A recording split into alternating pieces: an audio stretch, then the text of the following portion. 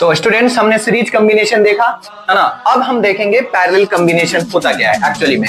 ये क्या होता है, आप लोग थियरी जो पोर्शन होता है क्लासेस में उसमें आपने जाना है और आप पिछली वीडियो में देख सकते हैं, उसमें हमने पैरेलल कॉम्बिनेशन के बारे में बताया है। मैं फिर से एक बार रिमाइंड करा देता हूं कि अगर हमारे पास दो रेसिस्टेंस है ना, और दोनों के end, I mean to say that इसका जो है पहला एंड है, स्टार्टिंग वाला एंड है, इसका सेकंड एंड है, इसका पहला और इसका दूसरा, अगर ये same to same end connect हो रहा है एक दूसरे से, ये जो मैं बातें कर रहा हूं अभी मैं बैटरी का सप्लाई प्रोवाइड नहीं कर रहा हूं। If I am not able to supplying the battery connection in this circuit, then what will happen?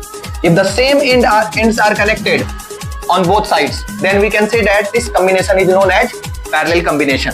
Okay, तो यहां पर हमने क्या बोला, ये हम R1 लेते हैं, ये यहां पर हमने R2 ले लिया। अब इसका जो R इक्विवेलेंट हम फाइंड आउट करेंगे, हम डायरेक्टली फार्मूले की बात कर रहे हैं, तो आपका ये जो मिलेगा R1 R2 upon R1 plus R2।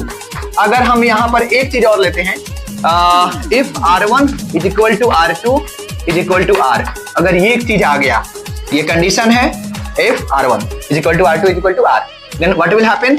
R equivalent हमारा जो निकलेगा यहाँ पर R1 के बदले R, R2 के बदले R, R इंटू R यानी R स्क्वायर, और ये क्या हो जाएगा, R plus R means 2R, 2R हो गया, 1R से 1R कैंसिल हो गया, ये कितना आ गया, R/2।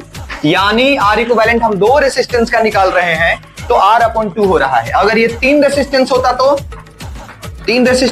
R/3 होता। अगर ये n टाइम्स आ जाएगा तो R इक्विवेलेंट का जो वैल्यू होगा वो R/n हो जाएगा। And this is